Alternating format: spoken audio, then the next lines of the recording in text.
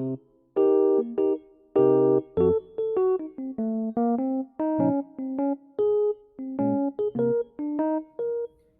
Video में हम देखेंगे 10th ज्योग्राफी का first chapter resources and development. ये चैप्टर जो है वो बहुत इजी चैप्टर है, क्योंकि इसमें हम जो भी चीज़ें पढ़ने वाले हैं वो हम पहले ही क्लासेस में पढ़ते हुए आ रहे हैं। खासकर जो इसका पहला रिसोर्सेज वाला पार्ट है वो बहुत ज़्यादा इजी है। देन हमको इसकी थोड़ी सी टाइप्स ऑफ रिसोर्सेज पढ़ने रहेंगे, जहाँ से हमेशा क्वेश्चंस आते हैं। हमको सारी टाइप्स ऑफ रिसोर्सेज अच्छे से देखना है। देन हमारा सॉइल वाला पार्ट शुरू हो जाएगा, थोड़ा सॉइल इरोजन के बारे में। 5 टाइप्स ऑफ सॉइल्स को हमको अच्छे से पढ़ना है। उनमें से हमेशा कोई एक सॉइल आती है, ज़्यादातर ब्लैक या फिर एल्यूवियल सॉइल ही पूछी जाती है। इसमें मैं अच्छी तरह से वन शॉट में मैं आपको मेन क्वेश्चंस एंड जितनी भी डिटेल है along with the map work of this chapter में बताने वाला हूँ। तो चलिए देखते हैं। पहला क्वेश्चन आता है हमारे इस चैप्टर से, what is a resource. Resource क्या होता है? एनीथिंग। यहाँ पर पहले एक और लाइन ऐड करनी पड़ेगी। ये 3 फैक्टर्स तो होते ही हैं जिस तरह से हम किसी चीज़ को रिसोर्स बोल सकें। Anything which is available in the environment, anything that is available in the environment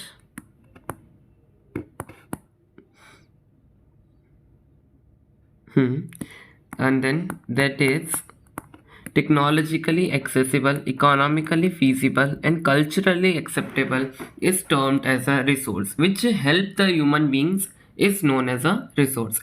मतलब वो टेक्नोलॉजिकली एक्सेसिबल होना चाहिए, मतलब ऐसी कोई रिसोर्स हो जिसको आज की टेक्नोलॉजी के थ्रू हम एक्सेस कर सकें।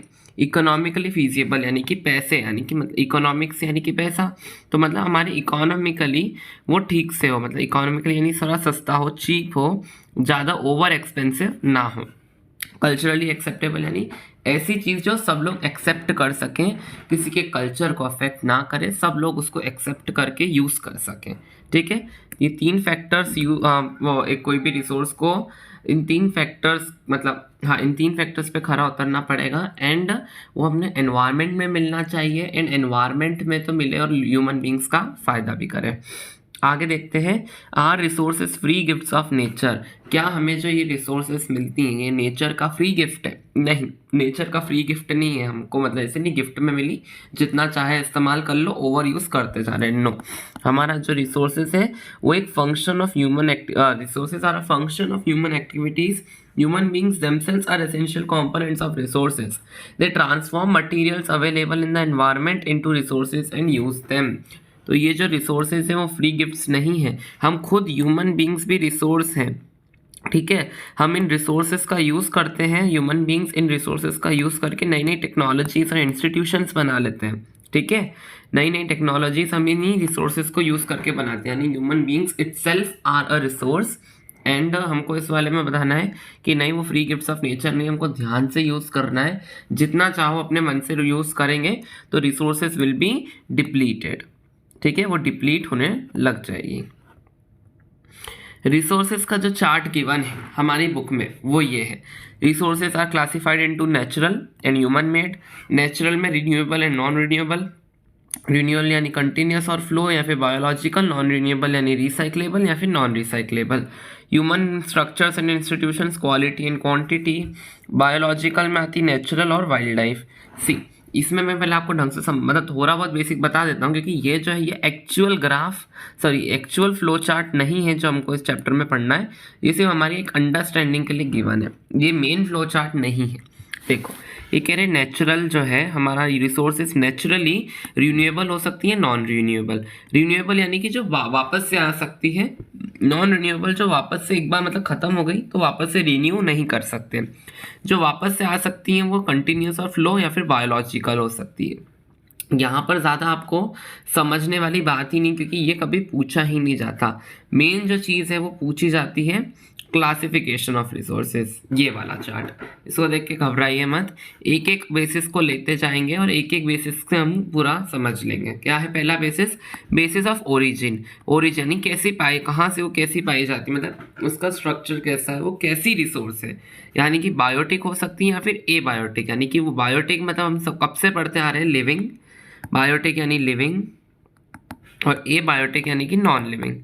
मतलब हमारी जो रिसोर्स है वो लिविंग रिसोर्स है या नॉन लिविंग रिसोर्स है, इसके हिसाब से हम उसको क्लासिफाई कर सकते हैं। एग्जॉस्टिबिलिटी यानी कि क्या वो ख़त्म हो जाएगी इन द कमिंग ईयर्स, अगर वो ख़त्म हो सकती है और वापस से आने में उसको बहुत ज़्यादा millions and millions of time year का टाइम लगेगा तो वो नॉन रिन्यूएबल। या फिर अगर वो अभी हाल अगर मतलब ख़त्म नहीं होने वाली, चलती रहेगी मतलब वो रिन्यूएबल हो जाएगी।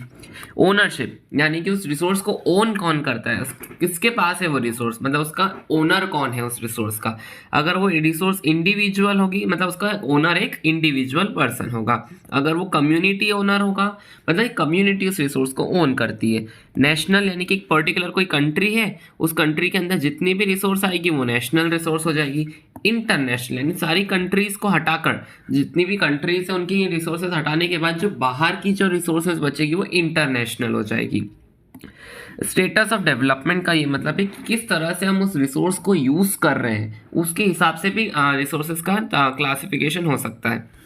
पोटेंशियल यानी कि उस रिसोर्स में उतना पोटेंशियल है कि वो और अच्छी तरह से यूज हो सकती है, बट हम उसकी फुल पोटेंशियल पे उसको यूज नहीं कर रहे हैं। डेवलप्ड यानी उस रिसोर्स में पोटेंशियल भी है, हमारे पास टेक्नोलॉजी भी है, हम अच्छी तरह से उसको यूज कर रहे हैं। स्टॉक यानी कि इस रिसोर्स में पोटेंशियल तो बहुत है लेकिन हमारे पास टेक्नोलॉजी ही नहीं है इतना उसको यूज करने की, इसलिए हम उसको यूज नहीं कर पा रहे हैं। रिजर्व हमारे पास ये टेक्नोलॉजी भी है और वो उसके पास पोटेंशियल भी है पर हम उसको यूज नहीं कर रहे हैं। क्यों नहीं कर रहे हैं, हमने उसको फ्यूचर के लिए बचा के रखा हुआ है।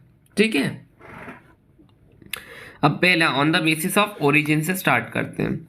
On the basis of origin में क्या है, biotic and abiotic. Biotic यानी कि living, obtain from biosphere and have life such as human beings, flora and fauna etcetera. Abiotic में नॉन लिविंग थिंग्स आती है, for example rocks and metals.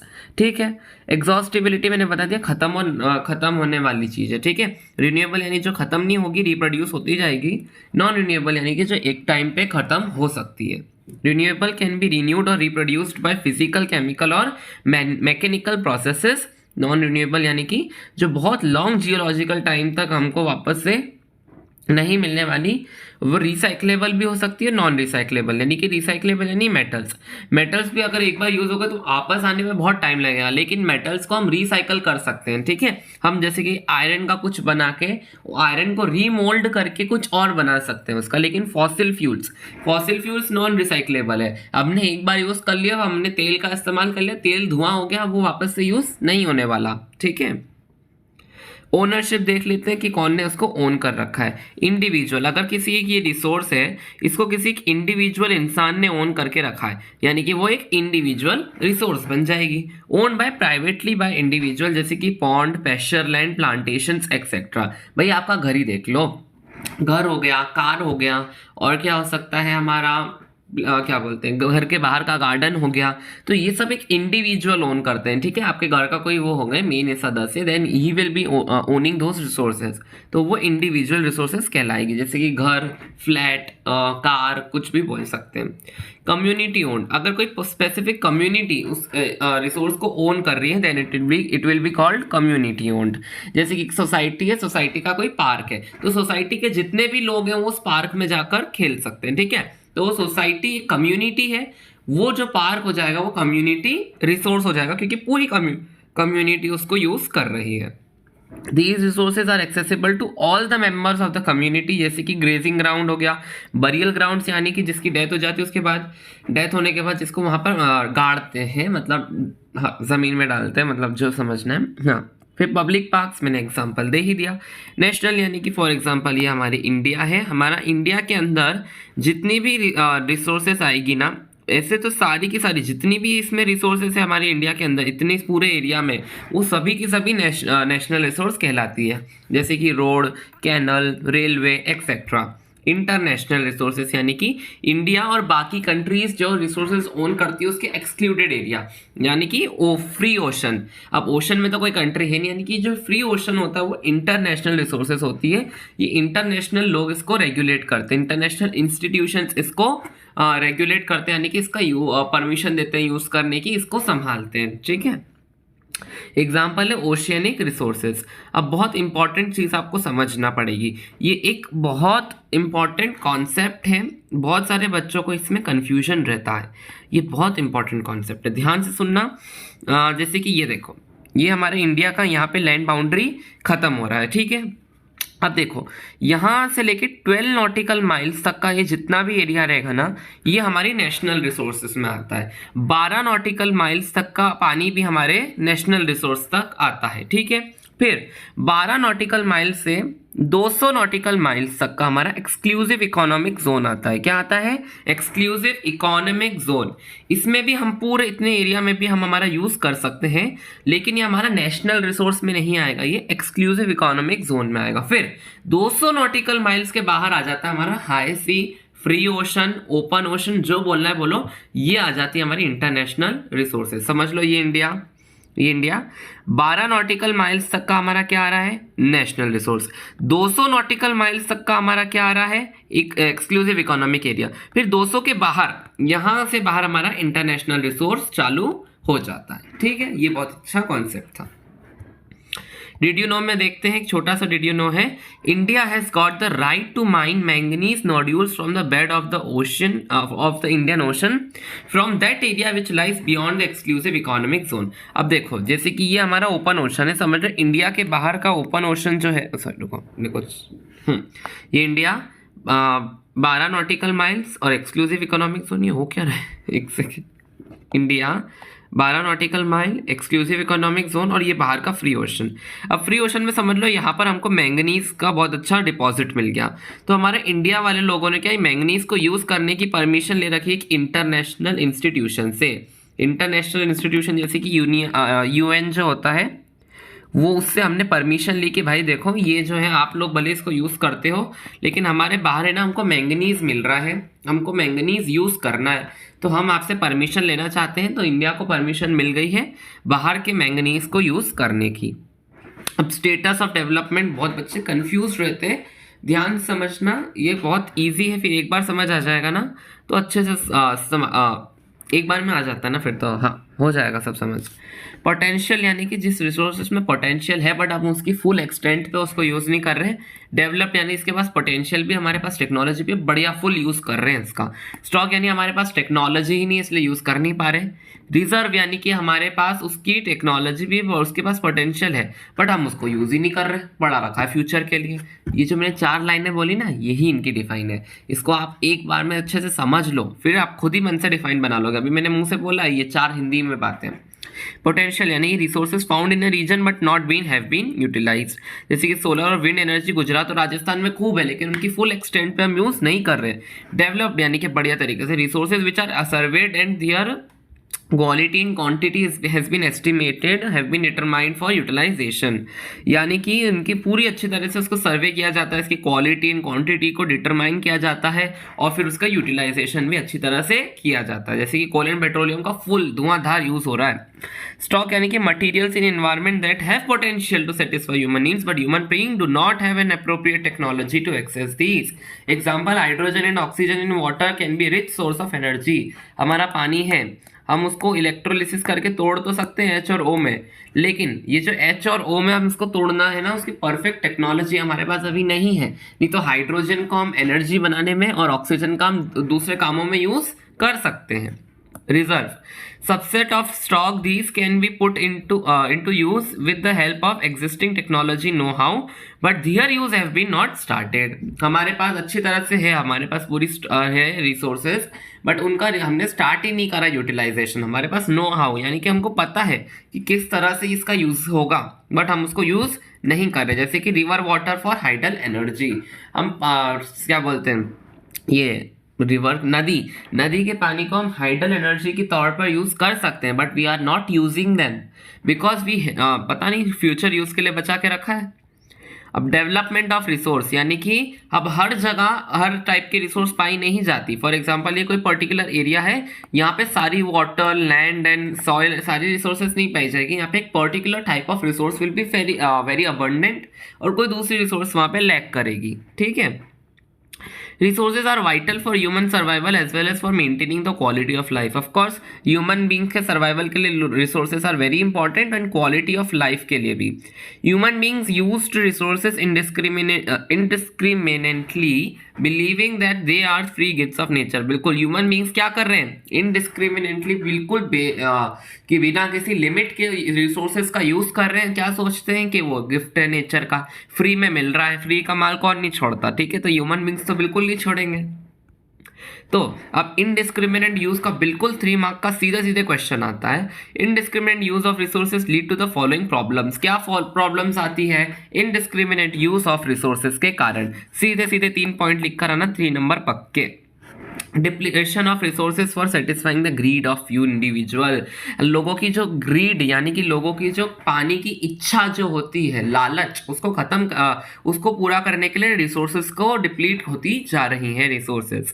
Accumulation of resources in few hand, यानी कि आप देखो वो जो greedy लोग हैं वो रिसोर्सेज अपने अपने हाथ में लेते जाएंगे और ऐसा होगा कि जितनी भी रिसोर्सेज है ना एक जने के हाथ में आ जाएंगी, बाकी लोगों को कुछ नहीं मिलने वाला, यानी कि रिच एंड पुअर लोग बन जाएंगे. ये इतनी सारी रिसोर्सेज हैं, ये 2 हैंड है, एक 2 लोग हैं, सारी की सारी रिसोर्सेज अगर इसने रख ली तो ये अक्यूमुलेशन ऑफ रिसोर्सेज एक के हाथ में, यानी कि ये रिच हो जाएगा, ये पुअर बन जाएगा. Accumulation of resources in few hand which in turn divide the society into 2 segment that have और हैव नॉट, यानी कि rich and poor. Indiscriminate exploitation of resource has led to, अब देखो ज़्यादा यूज़ करेंगे तो ऑफकोर्स हमारी जो एनवायरमेंटल प्रॉब्लम्स है वो भी आने वाली है, जैसे कि global ecological crisis such as global warming आएगा, ओजोन लेयर डिप्लीशन होगा. अभी हमने बायो में पढ़ा है, बायो में हमने देखा ना ओजोन लेयर डिप्लीशन कैसे होगा. आर एनवायरमेंट वाले चैप्टर में अगर वो वीडियो नहीं देखी हो तो देख सकते हैं, मेरे चैनल पर अपलोडेड है. आर एनवायरमेंट बायोलॉजी का हाफ एन आवर में पूरा चैप्टर खत्म हो चुका है. वहाँ पे environmental pollution and land degradation भी होता है. अब देखते हैं रीजन. अब रीजंस क्या है रिसोर्स डिप्लीशन के, ये आप मन से भी लिख सकते हैं, बट अगर आ गया तो हमको अच्छी तरह से इसकी डेफिनेशन के साथ इसको लिखना पड़ेगा. इंडस्ट्रियल डेवलपमेंट हो रहा है, इंडस्ट्री डेवलप हो रही है, यानी कि उनको रॉ मटेरियल ज़्यादा चाहिए रहेगा. एंड रॉ मटेरियल कौन प्रोवाइड करते हैं? रिसोर्सेज, यानी कि उनको रिसोर्सेज की ज़रूरत भी ज़्यादा लगेगी, और रिसोर्सेज ज़्यादा लगेगा तो रिसोर्सेज का डिप्लीशन भी ज़्यादा जल्दी होगा. ओवर पॉपुलेशन, ज़्यादा पॉपुलेशन तो ज़्यादा सामग्री लगेगी. बर्निंग करेंगे हम फॉसिल फ्यूल्स का तो हमारे फॉसिल फ्यूल्स भी कम होंगे और एनवायरमेंटल डैमेज भी होगा. माइनिंग करेंगे तो माइनिंग के कारण क्या लोग माइनिंग करके चले जाते हैं, बट वो जगह जो रहती है ना, जो वहाँ पर छेद होता है या फिर होल होता है, वो वहाँ पर कोई ध्यान नहीं रखता उस चीज़ का. दैट इज़ वाई वहाँ पर है ना सॉइल इरोजन होता है, सॉइल डिग्रेडेशन होता है. ये आप उसमें डाल सकते हैं. डिफॉरेस्टेशन ऑफ कोर्स बहुत इंपॉर्टेंट है. ये 5 पॉइंट तो लिख कर आना है, ऐसे नहीं कि इसमें 5 मार्क्स मिल जाएंगे, नहीं, इसकी डिफिनेशन भी लिख के आनी पड़ेगी. या इंडस्ट्रियल डेवलपमेंट के कारण हमारा रॉ मटेरियल इंक्रीज हो रहा है, raw materials are provided by resources, that is why hence industrial development is causing resource depletion. ऐसे ऐसे करके 1 2 3 4 एंड 5 पॉइंट्स आपको बनाने पड़ेंगे. दीज आर द मेन की पॉइंट. ये देख के आपको नंबर मिल जाएगा, बट इसके बाद एक एक 2 लाइन अगर आप एक्सटेंड कर देंगे तो it will give a perfect look कि हाँ एग्जामिनर को लगेगा कि बच्चे को आता है.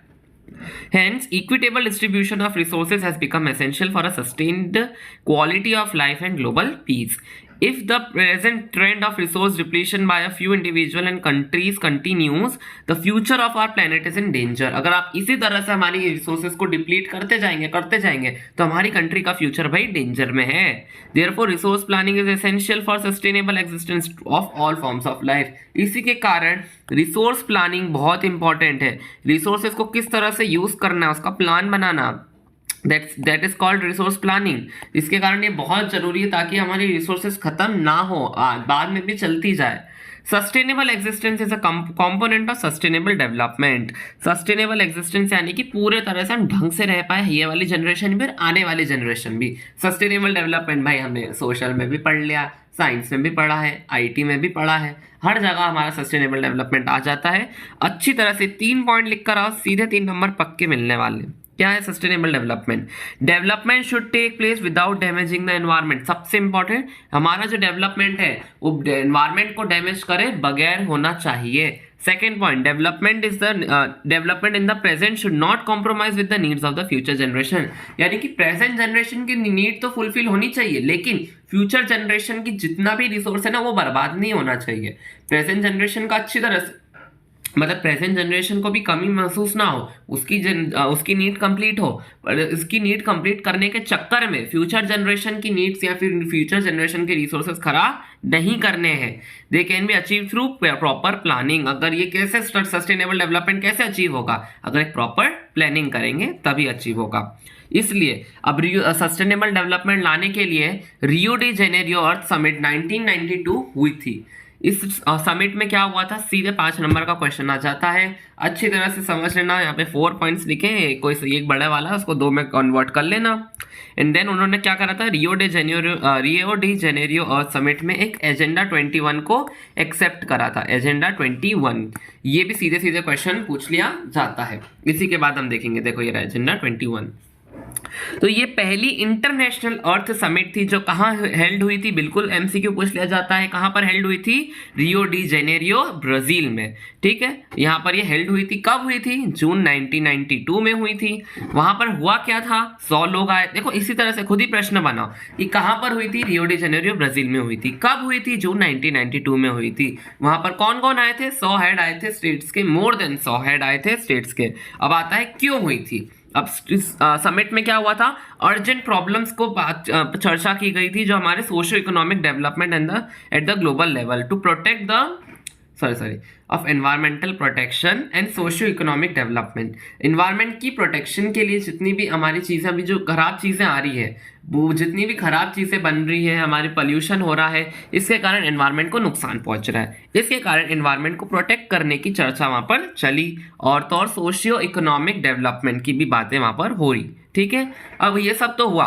इससे क्या नतीजा निकला, the assembly leader signed that declaration of global climatic change and biological diversity.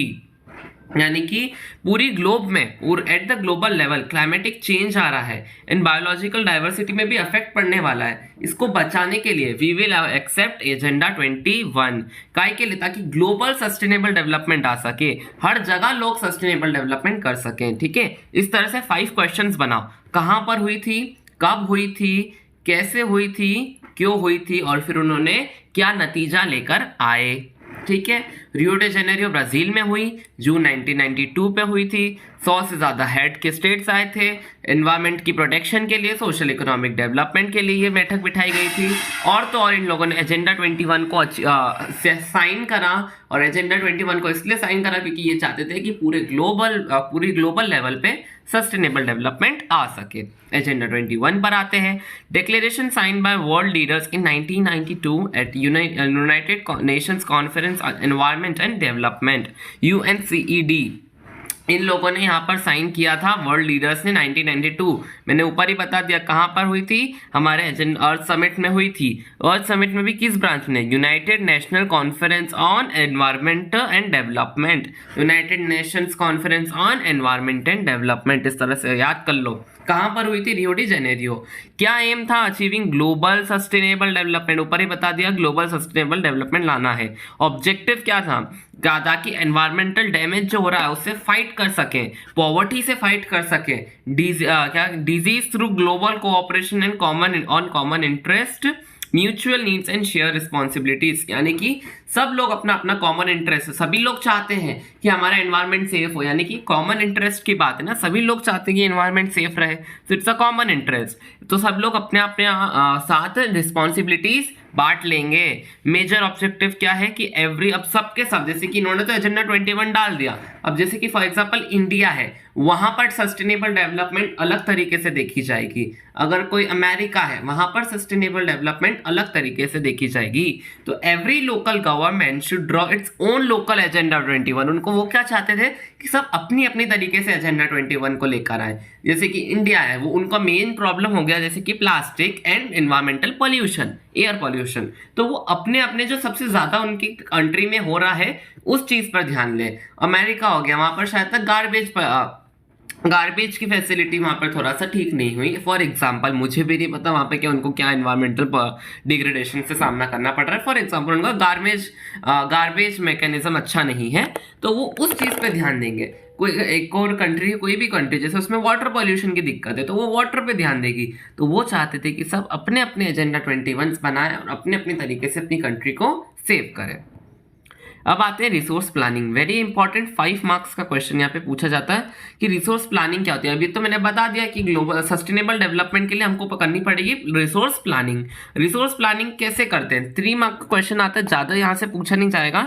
ये तो है कि रिसोर्स प्लानिंग क्यों करनी है, ये 3 पॉइंट है, रिसोर्स प्लानिंग क्यों करनी है उसके लिए। Planning is widely accepted strategy for judicious use of resources. Planning जो है ना वो एक ऐसी स्ट्रेटेजी है जो यूडिशियस यूज ऑफ रिसोर्सेज के लिए करना है, यानी कि यूडिशियस यूज यानी कि ढंग से बिना वेस्टेज करे।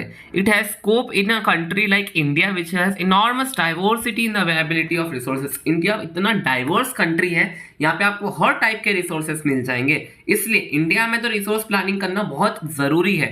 कोई एक स्टेट ले लो, जैसे कि यहीं पर लिखा होगा आगे, ये रहा, मैं ये पहले पढ़ा देता हूँ, जैसे कि देखो झारखंड और छत्तीसगढ़ में मिनरल बहुत अच्छे हैं, कोल बहुत अच्छा, एंड कोल बहुत अच्छे से मिल जाता है। जैसे कि झारखंड और छत्तीसगढ़ अपना साइड में, ये मध्य प्रदेश का, ठीक है, तो यहाँ पर हमारे मिनरल्स एंड कोल बहुत अच्छी क्वांटिटी में मौजूद है, लेकिन यहाँ का इंफ्रास्ट्रक्चर अच्छा नहीं है। डाइवर्सिटी देख रहे हैं हम हमारे रिसोर्सेज की। एक अपने दिमाग में इंडिया का मैप इमेजिन करो और सोचो, हमारा Madhya Pradesh is in centre, उसके साइड में हमारा झारखंड एंड छत्तीसगढ़ है, ठीक है, उसके हमारे ईस्ट में मध्य प्रदेश के, तो वहां पर कोल तो अच्छे से मिल रहा है, मिनरल्स भी अच्छे से मिल रहा है, लेकिन वहां का इंफ्रास्ट्रक्चर अच्छा नहीं है, ठीक है। अब आओ अरुणाचल प्रदेश में, ठीक है, अरुणाचल प्रदेश में क्या है, बहुत सारा पानी है, अबंडेंस ऑफ वाटर है, लेकिन वहां पर भी इंफ्रास्ट्रक्चर डेवलपमेंट अच्छा नहीं है। अरुणाचल प्रदेश सबसे ईस्ट में वही आता है।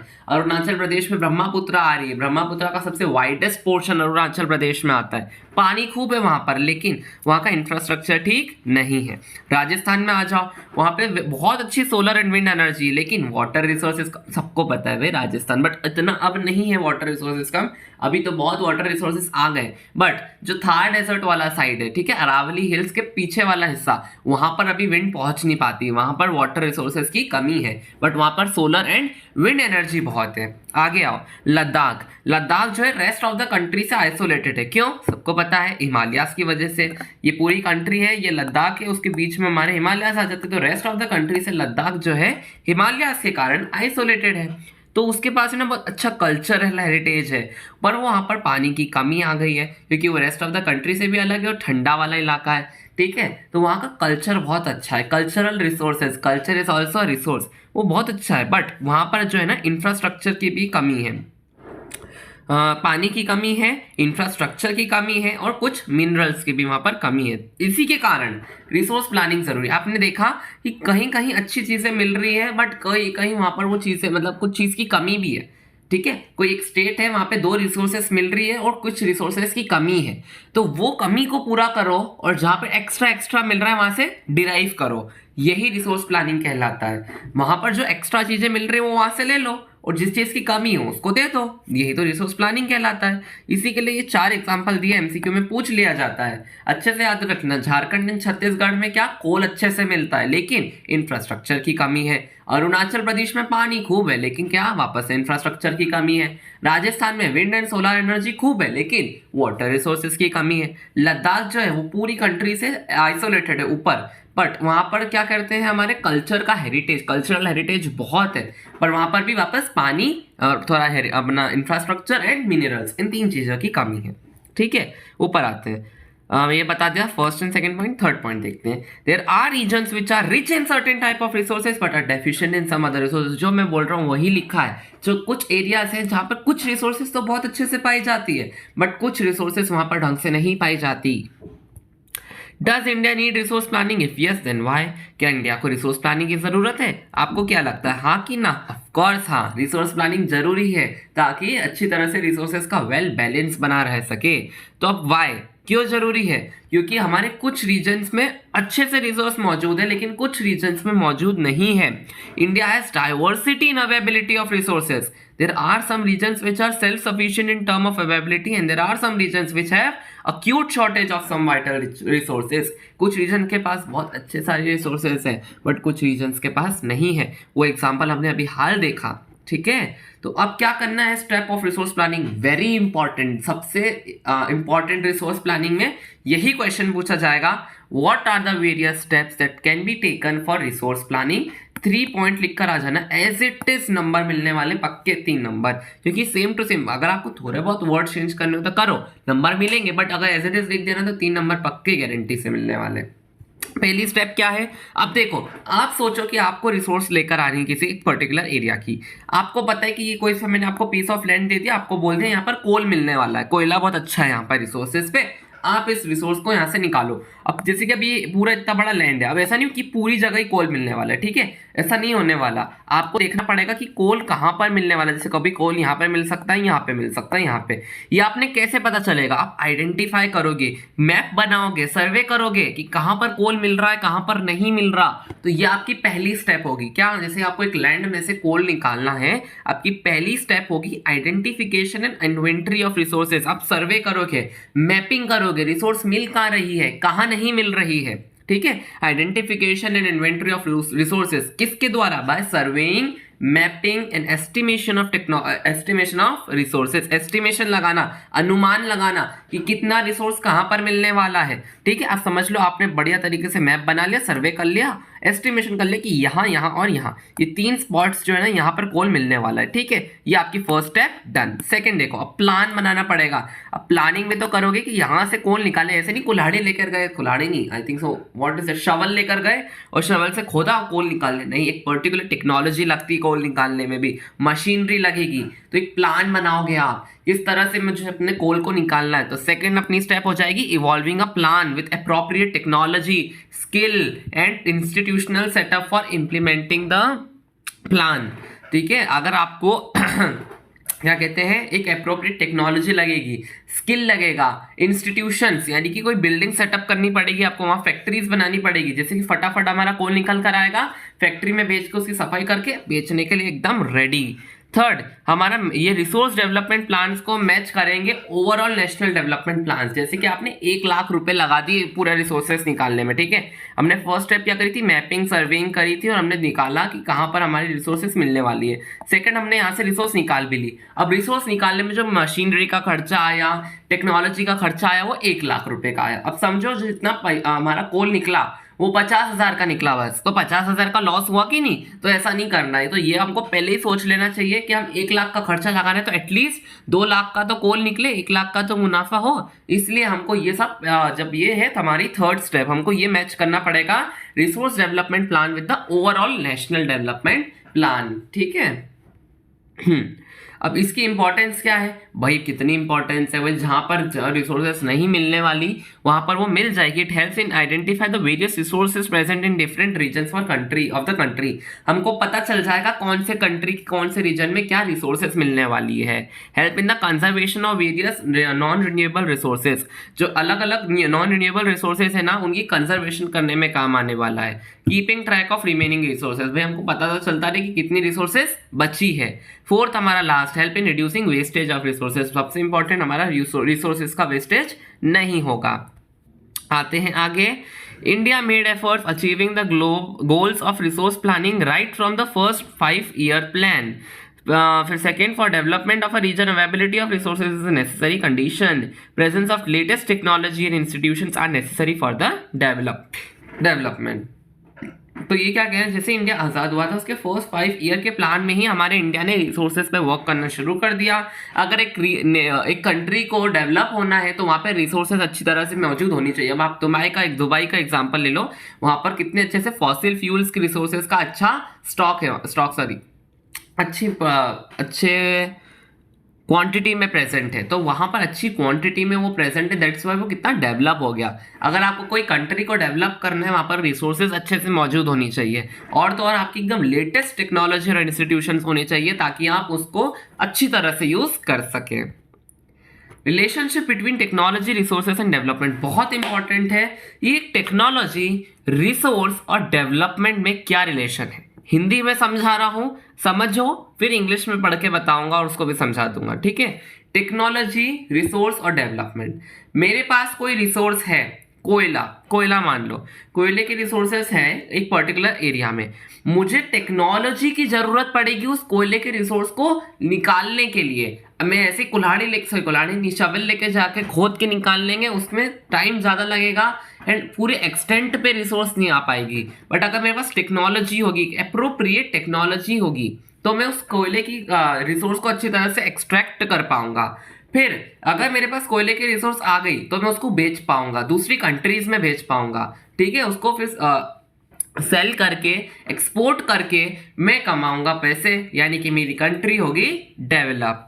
समझ में आया? रिसोर्सेस थी, उसको निकालने के लिए टेक्नोलॉजी लगाई, निकालने के बाद उसको बेचा तो हमारी कंट्री डेवलप हो गई। ये 3 रिलेशनशिप है, यही रिलेशनशिप है टेक्नोलॉजी, रिसोर्स एंड डेवलपमेंट की, ठीक है। देखो इसको समझो।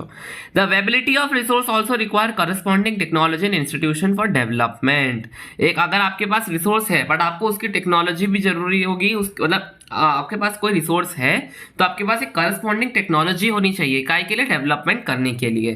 There are many regions in our country that are rich in resources but these are included in economically backward regions. On the contrary there are some regions which have a poor resource base but they are economically developed. अब resources are not directly connected to development. क्यों? क्योंकि ऐसे कुछ reason है जहाँ पे resources खूब ज्यादा है बट डेवलपमेंट वहाँ फिर भी कम हो रही है, और कुछ ऐसे भी रीजन्स हैं जहाँ पर रिसोर्सेज कम है बट डेवलपमेंट अभी भी वहाँ पर ठीक ठाक यानी बहुत अच्छी हो रही है, ठीक है। मतलब resources are not directly connected to development. जैसे अगर रिसोर्स हुई तो ही डेवलपमेंट होगी, नहीं, अगर कोई एरिया में रिसोर्स कम हो तो भी डेवलपमेंट हो सकती है, या फिर अगर कोई एरिया में रिसोर्स ज्यादा हो तो भी डेवलपमेंट नहीं हो सकती, कुछ भी हो सकता है। बट हमको अगर रिसोर्सेस हो, टेक्नोलॉजी हो, तो ऑफकोर्स डेवलपमेंट आना वहां पर पक्का है।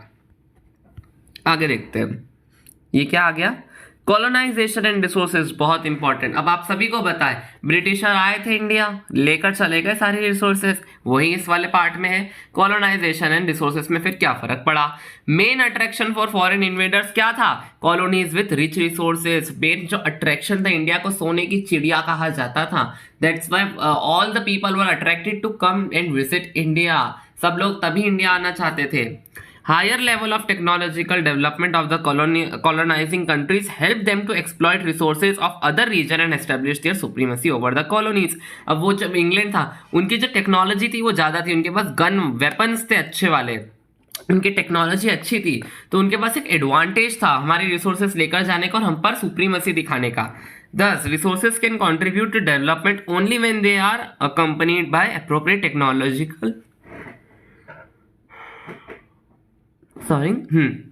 appropriate technological development and institutional changes। तो ये कह रहे हैं कि रिसोर्सेज तभी यूज में ला सकते हो आप जब आपके पास एक अप्रोप्रिएट या फिर और अच्छी टेक्नोलॉजी होगी। India has notice the development in general and resource development in particular doesn't only involve availability of resource but also the technology, quality of human resource and the historical experiences of the people। यानी कि आपको कोई resource मिली तो वो सिर्फ ऐसा नहीं कि आपको रिसोर्स मिली चलो आकर उसको यूज कर लेते, बट आपको उसकी ओवरऑल सेंटिमेंट्स को भी ध्यान में रखना पड़ेगा, आपके हिस्टोरिकल एक्सपीरियंसेस को भी आपको देखना पड़ेगा। यहाँ से क्वेश्चन ज्यादा आते नहीं है, मेनली आपको ये समझने का पार्ट था। कंजर्वेशन ऑफ रिसोर्सेज हमारा सीबीएसई बोर्ड्स का फेवरेट टॉपिक। हर जगह पर जहां आपको कंजर्वेशन दिख जाना, समझ जाना, इसको अच्छे से पढ़ना है। कंजर्वेशन यानी बचाना, सेव करना, कंजर्व करना, ठीक है। तो अब रिसोर्सेज को कैसे सेव करें? अब देखो, resources are vital for any development activity. Irrational consumption and over utilisation of resource में lead to socio economic and environmental problems. आपको पता है रिसोर्सेज बहुत इंपॉर्टेंट है किसी भी टाइप की डेवलपमेंट के लिए, इसलिए अगर आप उसका कंजम्पशन अच्छी तरह से नहीं करेंगे, ओवर यूटिलाइजेशन करोगे रिसोर्सेज का, तो वो आपको एनवायरमेंटल प्रॉब्लम्स और फिर सोशल इकोनॉमिक प्रॉब्लम्स पे लीड कर सकती है। Resource conservation at various levels it's important to overcome these problems. यानी कि आपको अलग अलग तरीके से रिसोर्स कंजर्वेशन करना पड़ेगा, नहीं तो आपके रिसोर्सेज खत्म या फिर खराब हो जाएगी। गांधी जी आ गए। हाँ अभी हाल वो नेशनलिज्म इन इंडिया पढ़ा ना, तो पूरा दिमाग में गांधी जी जा रहे हैं। Gandhi ji was very apt in voicing the concern about resource conservation. Gandhi ji जो है रिसोर्स कंजर्वेशन के बारे में बहुत कुछ बोला करते थे। He place the greedy and selfish individuals and exploitative nature of modern technology at the root cause for resource depletion. वो कहते थे जो भी लालची लोग हैं और जो मॉडर्न टेक्नोलॉजी आई जा रही है, इसके कारण हमारी रिसोर्सेज खराब होती जा रही है। Earth provides enough to satisfy every man's need but not for every man's greed. Sustainable development की बात कही जा रही है कि हमारा जो अर्थ है, अर्थ हमारी रिसोर्सेस इतनी है अर्थ में कि वो किसी के इंसान की ज़रूरत को पूरा कर दे, लेकिन किसी इंसान की लालच को वो रिसोर्सेस पूरा नहीं कर सकती। बहुत इंपॉर्टेंट लाइन है, याद कर लो। किसने बोला था? महात्मा गांधी ने। हमारी अर्थ में इतनी रिसोर्सेस हैं जो किसी की ज़रूरत को पूरा कर लेगी पर किसी की लालच को पूरा नहीं कर पाएगी। At the international level the Club of Rome advocated, बहुत इंपॉर्टेंट, ये हमारे एक सोर्स में दिया हुआ है, ये टाइमलाइन चल रही है कि क्या क्या मेजर्स लिए गए हैं फॉर रिसोर्स प्लानिंग। ये बहुत इंपॉर्टेंट है, मैं रेड पेन से लिख दूंगा यहाँ पर जो मेन है, क्योंकि ये जो है ना पूरा रीड करके जाने से अच्छा आपको है ना छोटे छोटे एक वर्ड्स बना लो। At the international level club of Rome advocated resource conservation for the first time in a systematic way. तो क्या 1968 में क्या हुआ? एक सेकेंड, ये ऑटो रिकॉग्निशन ऑन है ना, दैट्स वाई सॉरी। हाँ ये 1968 में क्लब ऑफ रोम ने क्या करा? सिस्टमेटिकली क्या करा इन लोगों ने? सिस्टमेटिक रिसोर्स कंजर्वेशन करा, सिस्टमेटिक वे में।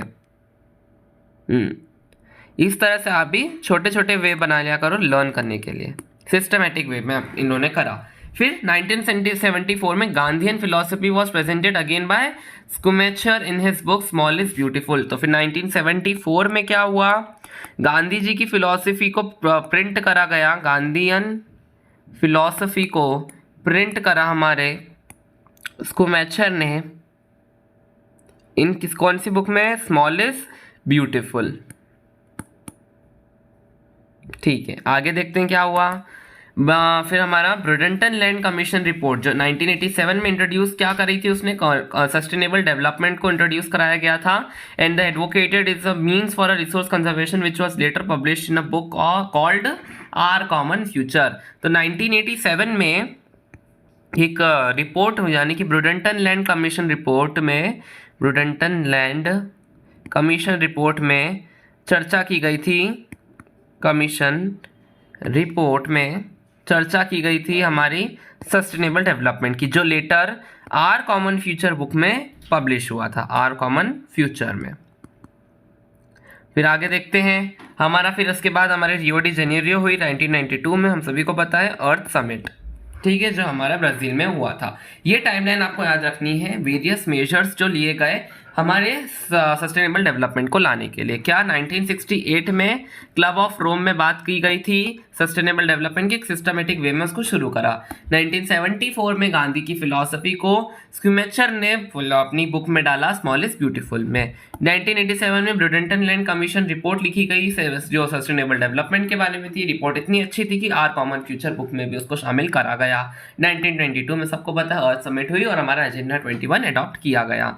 इसी तरह से देखो यहाँ पर इन्होंने लिख रखा है, ये 1968, 74 और ये 1987 और 1992, ये 1992 है, ठीक है।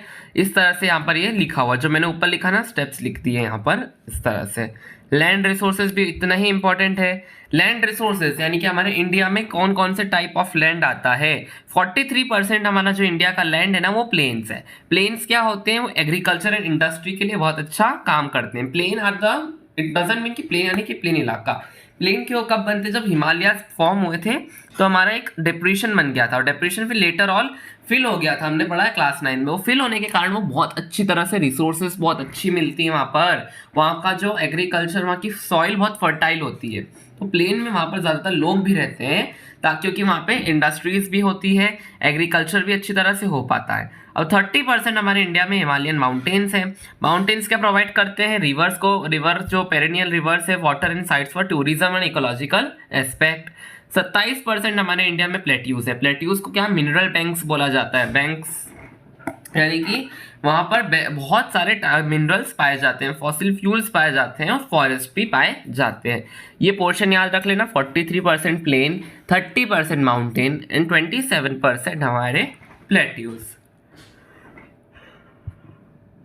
लैंड यूटिलाइजेशन पैटर्न ये इंपॉर्टेंट है। वैसे तो ये जो 3 चीज़ें हैं ना, फेलो लैंड आएगा, other than current fellow, net sown area, ये इंपॉर्टेंट है। ये फॉरेस्ट, पेरेन एंड वेस्टलैंड ज़्यादा इंपॉर्टेंट नहीं है। ज़्यादा इंपॉर्टेंट कौन सा वाला टॉपिक है, कहाँ गया? हाँ आएगा, आ गया, अभी रुक जाओ, पहले समझते जाते हैं। लैंड यूटिलाइजेशन पैटर्न, एक सेकेंड। तो लैंड यूटिलाइजेशन पैटर्न का मतलब होता है कि फॉर एग्जांपल कोई कंट्री में इतना सारा लैंड है, ठीक है, तो कौन सा लैंड किस चीज़ के लिए यूज़ हो रहा है। तो जैसे कि यह पूरी एक बड़ी कंट्री है, मैं एक स्क्वायर बना रहा हूँ, ये कंट्री है, इस कंट्री का इतना पार्ट कोई फॉरेस्ट में, पहला पॉइंट क्या है हमारा, फॉरेस्ट में है, इतना लैंड ऑक्यूपाइड कर रखा है फॉरेस्ट ने। बैरन एंड वेस्ट लैंड यानी कि वो पड़ा हुआ है, कुछ लैंड ऐसा आपने देखा होगा आसपास जो बस पड़ा होता है, ये मैंने वेस्ट लैंड बना दिया। Permanent pasture land and grazing land, pasture and grazing land मतलब जहां पर जानवर आकर घास खाते हैं, तो ये मैंने ग्रेजिंग लैंड बना दिया, ठीक है, अपन खुद की कंट्री बनाते हैं, ठीक है। कल्चरलेबल वेस्ट लैंड यानी कि ऐसा लैंड जो कल्चरलेबली वेस्ट है, यानी कि उसमें कल्टीवेशन नहीं होती, मतलब करी जा सकती है उसमें कल्टीवेशन बट कर नहीं रहे हैं, that is called culturable waste land, ठीक है, जिसमें 5 साल से पहले तक की खेती अभी नहीं हो रही है, मतलब 5 साल से खेती नहीं हुई, तो ये मैंने बना दिया कल्चरेबल वेस्ट लैंड। फिर है हमारा current fellow and other than current fellow, यानी कि अभी कल्टीवेशन नहीं हुई है 1 साल तक, so it will B current fellow, और अगर 1 से 5 साल तक खेती नहीं हो रही है तो वो हो गया अदर देन करंट फेलो, ठीक है, थोड़े बहुत current fellow and fellow land बना देते हैं। फिर क्या आएगा, net sown area. Net sown area वो होता है एक ऐसा एरिया जो हर साल उसमें सोइंग की जाती है, sown more than once in agricultural year, एक साल में उसमें बार बार खेती की जाती है। आगे आते हैं हम, वेट अ सेकेंड। तो अब टाइप ऑफ लैंड देख लेते हैं, current fallow land, other than current fallow land and culturable waste land, ठीक है। तो इसमें क्या है, करंट फेलो लैंड वो होता है जो 1 साल से कम खेती हो गई हो, 1 साल तक खेती नहीं हो, अदर देन करंट फेलो जिसमें 1 से 5 साल तक ना हो, एंड कल्चरलेबल वेस्ट लैंड यानी जिसमें 5 से ज़्यादा में ना हो खेती। ये 3 टर्म्स है, थोड़ी कंफ्यूजिंग है, इनको समझ लेना। ग्रॉस क्रॉप्ड एरिया होता है net sown area plus area cultivated more than once, यानी कि जैसे कि एक जगह खेती हो रही है, इस पूरे एरिया में 2 से 3 बार खेती हो रही है, तो इस जितनी बार खेती होगी ना उतनी टाइम मल्टीप्लाई कर देंगे इस एरिया को, तो वो ग्रॉस क्रॉप, जैसे 2 बार खेती हुई इस एरिया में तो 2 इंटू कर देंगे, ठीक है। वैसे problem faced by land use patterns in India. अब प्रॉब्लम्स क्या क्या आती हैं हमारे लैंड यूटिलाइजेशन में, जैसे कि हमारा जो टोटल एरिया जो है ना पूरे इंडिया का वो है 3.28 मिलियन किलोमीटर स्क्वायर, 9th में भी पढ़ा था 3.28 किलोमीटर मिलियन स्क्वायर, तो मिलियन किलोमीटर स्क्वायर सॉरी। तो फिर कहा था land under permanent pasture has decrease, इतना पेस्चर खिलाए जा रहे हैं फार्मर्स की परमानेंट पेस्चर लैंड डिक्रीज हो गया है। नेट सोन एरिया जो है ना डिफरेंट स्टेट्स का वेरी करता है, फॉरेस्ट एरिया 23.3% है, जबकि वो होना चाहिए था 33%। आसाम में क्या is the only northern state in north eastern state to be fully surveyed on its land use, मतलब क्या, जो आसाम जो है वो इकलौती नॉर्दर्न ईस्टर्न स्टेट है, यानी नॉर्थ ईस्ट जो हमारा ये वाला इलाका आता है ना, क्या बोलते हैं इंडिया का, जहाँ पर हमारा आसाम, मेघालय, त्रिपुरा, मिजोरम, नागालैंड, अरुणाचल प्रदेश और क्या, हाँ हो गया शायद इतना ही, हाँ। तो ये जो है ना आसाम, ये इकलौता ऐसा नॉर्थ ईस्टर्न स्टेट है जो उसने जिसका पूरा लैंड यूटिलाइजेशन हमने देख रखा है, मतलब पूरा सर्वे कर रखा है। बाकी जो स्टेट्स है ना उनका इतनी पहाड़ी इलाके में सर्वे ही नहीं हो पाता। ये जो है ना एक डाउनफॉल दिखाया गया है, सभी के टाइप के एरियाज में कुछ इंक्रीज एंड डिक्रीज हुआ है, ये ज़्यादा समझने की बात है, इसको सिर्फ देख के रख लेना। आगे आते हैं फॉरेस्ट एरिया, देखो जो हमारा फॉरेस्ट एरिया है वो डिज़ायर यानी कितना होना चाहिए था, 33% होना चाहिए था, रुको उसका कलर मैं रेड कर लेता हूँ, 33% होना चाहिए था। ये कौन कहता है, नेशनल फॉरेस्ट पॉलिसी बोलती है ऑफ 1952, बट हमने कितना है हमारा, ये ज़्यादा थिक हो गया, आई थिंक सो 6 अच्छा रहता है, नहीं ये भी थिक, तो 5 ले लेते हैं।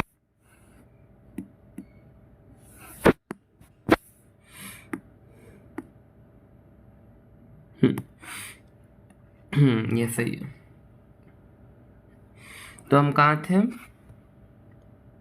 कंसिडर्ड कितना करा है, essentially for maintenance of the ecological balance, but livelihood of millions of people depends on it. ठीक है, सबको पता है फॉरेस्ट पे बहुत लोग डिपेंड करते हैं। वेस्टलैंड क्या होता है, ये इंक्लूड करता है rocky arid and desert areas को, use for non agricultural purposes only, जैसे कि सेटलमेंट, रोड बनाना, रेलवे। अब देखो ये दो टाइप का लैंड हो सकता है, या तो जिसमें कल्टीवेशन हो रही है या फिर नॉन कल्टीवेशन। अब नॉन कल्टीवेशन लैंड या तो खाली पड़ा रहता है, या फिर उस पर कोई घर वर बने रहते हैं, रोड बनी रहती है, रेलवे बनी रहती है, बिल्डिंग्स होती हैं, वैसा।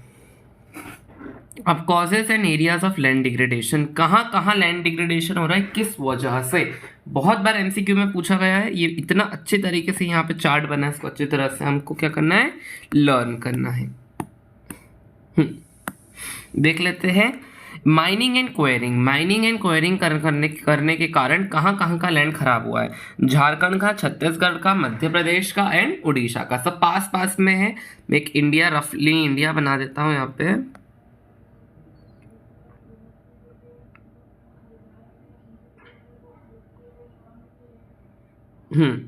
तो कहाँ कहाँ का हुआ माइनिंग के कारण, हमारा झारखंड हुआ है, ये रहा, छत्तीसगढ़ हुआ है, मध्य प्रदेश हुआ एंड उड़ीसा हुआ। ठीक है, हमारा उड़ीसा कहाँ गया, वेट अ सेकेंड, हाँ ये रहा। ठीक है, तो इन चीज़ों के कारण हमारा माइनिंग एंड क्वेरिंग के कारण हुआ है। Water logging and over irrigation, water logging और ओवर इरिगेशन के कारण हुआ है पंजाब में, हरियाणा में, और कहाँ, वेस्टर्न उत्तर प्रदेश का वेस्टर्न साइड, यानी ये वाला। अब देखो मैंने इसकी ट्रिक है, जैसे कि माइनिंग की बात चल रही, तो देखो सब पास पास वाली स्टेट्स में हुआ है, वाटर लॉगिंग के भी एकदम नियर स्टेट्स में हुआ है। ठीक है, अपना एक पंजाब, हरियाणा, वेस्टर्न उत्तर प्रदेश। ओवर ग्रेजिंग के कारण कहाँ कहाँ हुआ, गुजरात, अब देखो राजस्थान उसी के पास, मध्य प्रदेश उसी के पास, एंड हिली स्टेट्स ऑफ नॉर्दर्न इंडिया, बिल्कुल नॉर्दर्न इंडिया, देख रहे हो, एक याद कर लो, उसके आसपास की स्टेट्स में होते जा रहा है। इंडस्ट्रियलाइजेशन कॉजिंग, अब इंडस्ट्रियलाइजेशन की कहाँ, इन पॉकेट्स ऑल ओवर इंडिया में हो रहा है, पॉकेट्स में। ठीक है, तो हमारा माइनिंग एंड क्वेरिंग हो रहा है हमारे Jharkhand, Chhattisgarh, Madhya Pradesh and Orissa. Water logging इसके कारण Haryana, Punjab, Haryana and western Uttar Pradesh. Industrialisation के ओवर ग्रेजिंग के कारण हमारा Gujarat, Rajasthan, Madhya Pradesh and northern India, ये पूरा नॉर्दर्न इंडिया। एंड इंडस्ट्रियलाइजेशन यानी ऑल ओवर इंडिया में हो रहा है। आगे आते हैं, what is land conservation. Conservation दिख गया, यानी कि अच्छे से याद करके जाना है। लैंड कंजर्वेशन यानी लैंड को बचाना। Land conservation refers to various method to prevent land of preserving land and ensuring it is protected forever from development. There are variety of ways for land conservation. बहुत सारी तरह से आप land conserve कर सकते हो। क्या क्या तरीके हैं, बिल्कुल अच्छी तरह से यहाँ पे लिखा हुआ है, 5 मार्क का क्वेश्चन आ जाता है। What are the various ways in which you can conserve the land? Wait करना है इसमें। हाँ, तो हमको मेजर्स जिस तरह से लैंड डिग्रेडेशन कंट्रोल हो सकता है वो है एफॉरेस्टेशन करके, या फिर एक प्रॉपर मैनेजमेंट ऑफ ग्रेजिंग करके।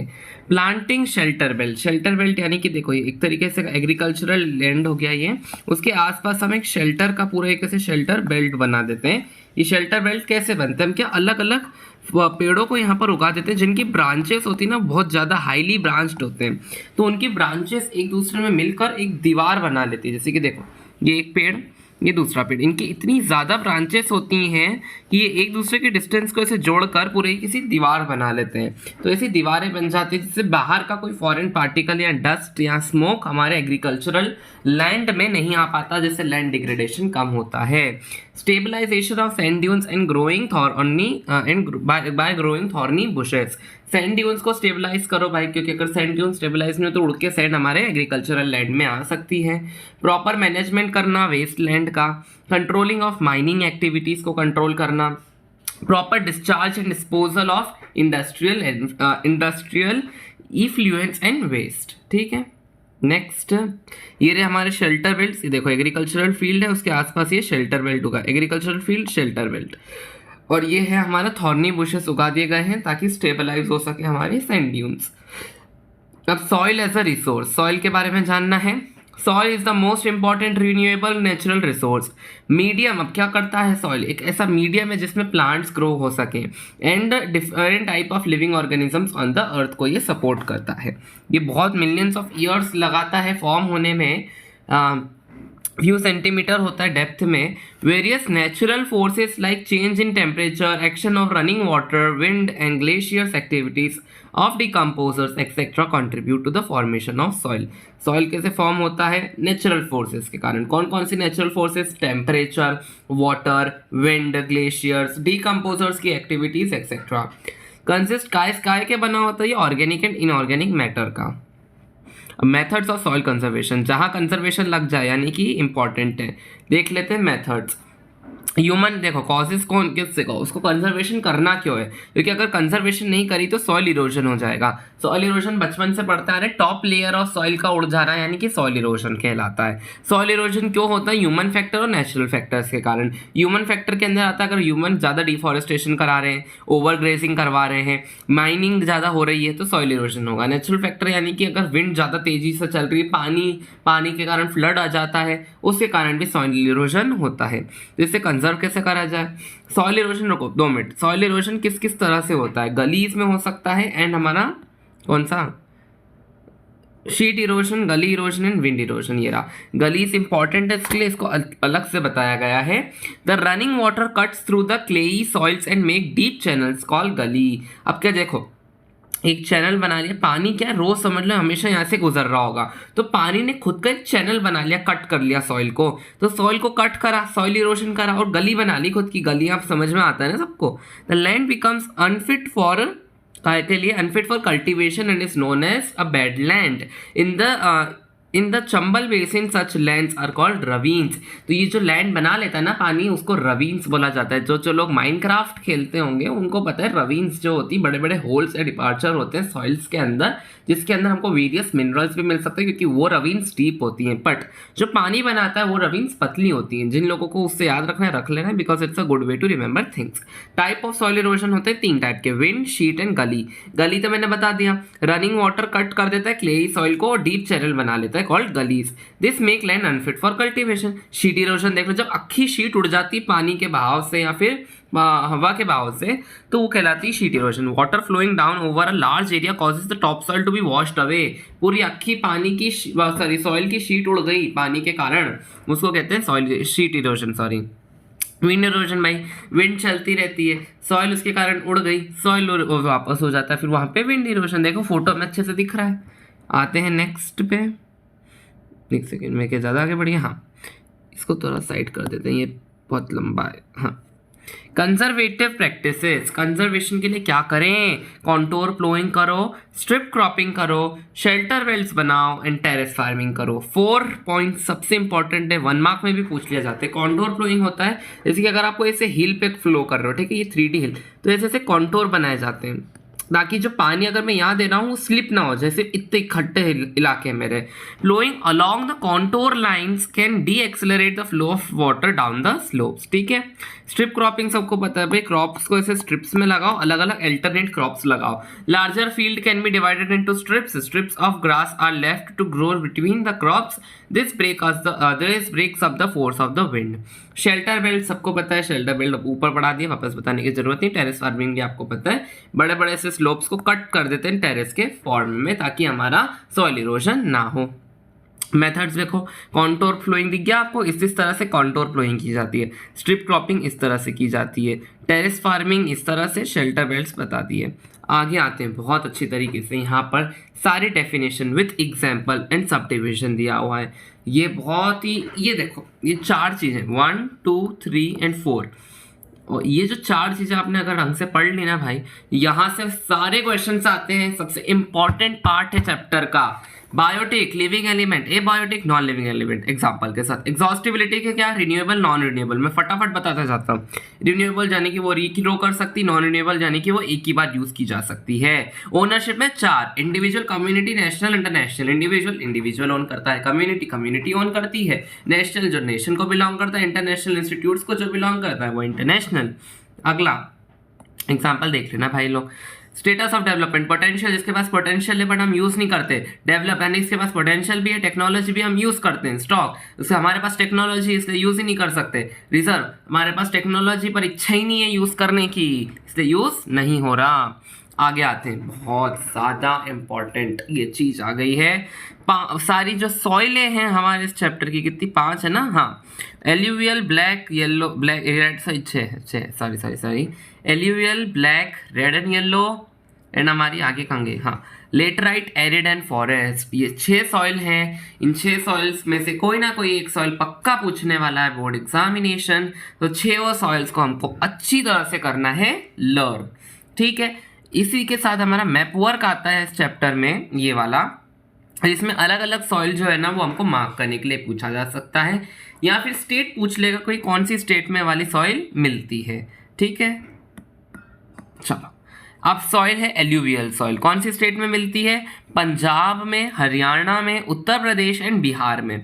अब देख लो एल्यूवियल सॉइल, ये रहा हमारा एल्यूवियल यानी कि ब्लैक वाला, सही मैं क्या बोल रहा हूँ, ग्रीन वाला, ठीक है, एल्यूवियल। ये हमारा पंजाब हो गया, हरियाणा, उत्तर प्रदेश एंड बिहार, ठीक है। पूरा ऐसा कैसा, एकदम चैम्बर याद रख लोगे, बिल्कुल सामने दिख रहा है, क्योंकि आगे देखते हैं। अभी कैसा होता है, सैंडी लोम टू क्ले, यानी कि एकदम क्लेई सा इसका नेचर होता है, थोड़ा सैंडी पार्टिकल्स होते हैं। किस चीज़ में डेफिशिएंट होता है, nitrogen, phosphorus in organic matter में इसकी कमी होती है। कौन कौन सी क्रॉप उगा सकते हो, sugar cane, paddy, wheat and cereal. Highly fertile होता है, इसका ये स्पेशल फीचर है। ब्लैक सॉइल कहाँ पाया जाता है, गुजरात, महाराष्ट्र, एमपी, छत्तीसगढ़। अब नीचे एल्यूवियल के नीचे गुजरात, एमपी, महाराष्ट्र एंड छत्तीसगढ़, ठीक है, यहाँ हमारा ब्लैक सॉइल पाया जाता है। और कैसा उसका सॉइल टेक्सचर होता है, क्लेई होता है, डेफिशिएंट ह्यूमस, पोटेशियम और नाइट्रोजन में, ठीक है। और कौन सी क्रॉप ग्रो कर सकते हो, cotton, citrus fruit, tobacco etcetera. Special feature क्या है, ये लावा फ्लो से बनती है, लावा रॉक्स उनसे बनती है ये। रेड एंड येलो सॉइल कहाँ मिलेगी, Orissa, Chhattisgarh, southern of the middle Ganga plain. देखो यहाँ पे ये रहा रेड एंड येलो दिख गया आपको, ये रहा हमारा उड़ीसा और हमारा छत्तीसगढ़, ठीक है। उड़ीसा छत्तीसगढ़ के यहाँ पर आपको मिल जाएगा। और तो और कहाँ पे, southern of the Ganga plain, Ganga plain जो है ना उसके साउथ में, गंगा जा रही है तो गंगा के साउथ में आपको ये मिल जाएगी। और कैसा टेक्सचर होता है, फाइन ग्रेन होते हैं, क्लेई होता है, लूम होता है। डेफिशिएंट क्या है की कमी, फॉस्फोरस की, ऑर्गेनिक मटेरियल एंड ह्यूमस की। कौन सी क्रॉप ग्रो कर सकते हो, cotton, pearls, millet, oil, potato, मेज, ग्राउंडनट। इसका स्पेशल फीचर क्या है भाई, ये ना वेल ड्रेन्ड कंडीशंस में ये फॉर्म होती है। अगला लेटराइट सॉइल, लेटराइट सॉइल हमको मिलती है तमिलनाडु, आंध्र प्रदेश, केरला एंड मध्य प्रदेश में। तमिलनाडु, आंध्र प्रदेश, केरला एंड मध्य प्रदेश आपको दिख रही होगी। ये लेटराइट हमारा तमिलनाडु में है, आंध्र प्रदेश में है, ये रहा हमारा हाँ आंध्र प्रदेश में है, और केरला, ये रहा केरला में दिख गई आपको थोड़ी सी, और मध्य प्रदेश में भी ये देखो थोड़ी बहुत हमारी लेटराइट सॉइल है। आगे देखते हैं कहाँ गया। फिर कैसा उसका टेक्सचर होता है, reddish brown in colour due to the presence of iron oxide. Iron oxide इस लेटराइट सॉइल में बहुत है, इसके कारण ये रेडिश ब्राउन कलर की होती है। डेफिशिएंट यानी प्लांट न्यूट्रिएंट्स में डेफिशिएंट होती है। कैश्यू नट्स उगाए जा सकते हैं इसके अंदर। स्पेशल फीचर क्या है, the pebbly crust form due to the alteration of wet and dry periods. Arid soil कहाँ पे पाई जाती है, राजस्थान, हरियाणा, पंजाब। एरिड आपको सबको पता है, तो डेजर्टी सॉइल होती है, ये सैंडी होती है, टेक्सचर में सलाइन होती है नेचर में। ह्यूमस एंड मॉइस्चर की कमी होती है। बार्ली, व्हीट, मिलेट्स और हमारा जूट इसमें ग्रो कर सकते हो आप। High salt and calcium content होता है इसके अंदर। फॉरेस्ट सॉइल, फॉरेस्ट कहाँ मिलेगा भाई, हिमालयाज में और तेराई रीजन्स में, ईस्टर्न घाट्स में, ठीक है। और हमारा कैसा नेचर होता है, लोमी, सिल्टी, वेली साइड्स में, और coarse grain up in the upper slopes. काय में डेफिशिएंट होती है, पोटैश, फॉस्फोरस एंड लाइम में। कौन सी क्रॉप ग्रो कर सकते हैं, स्पाइसेस, टीक, एप्पल। स्पेशल क्या है इसमें, एसिडिक सॉइल होती है। मैप ये आपको याद रखना है, थैंक यू अभी नहीं, क्योंकि इसके साथ ही साथ मैं आपको प्रोवाइड कर रहा हूँ सारे answers. Alluvial soil, black regular soil, red and yellow soil, laterite soil, arid soil and forest soil. ये 6 सॉइल्स आपको अच्छे से याद रखनी है। मोस्टली हमारा कौन सा सॉइल पूछा जाता है, एल्यूवियल या फिर रेगुलर सॉइल। ब्लैक सॉइल को रेगुलर सॉइल भी बोला जाता है। मेनली इनको अच्छे से एकदम बाय हार्ट लर्न कर लो बढ़िया तरीके से। एल्यूवियल के 2 टाइप हमने खादर भांगर 9th में ही पढ़ रखा है। रेड एंड येलो सॉइल और लेटराइट सॉइल को भी अच्छे से करना है। ये सबसे लीस्ट चांसेस आने के, एकदम चांसेस अकॉर्डिंग चल रहा है यहाँ पे, ठीक है। So thank you so much for watching this video. I hope सब समझ आ गया होगा इस चैप्टर में। फिर भी कोई डाउट आता है तो कमेंट बॉक्स में डाल दो, I will clear your doubt. And thank you so much for watching, bye bye.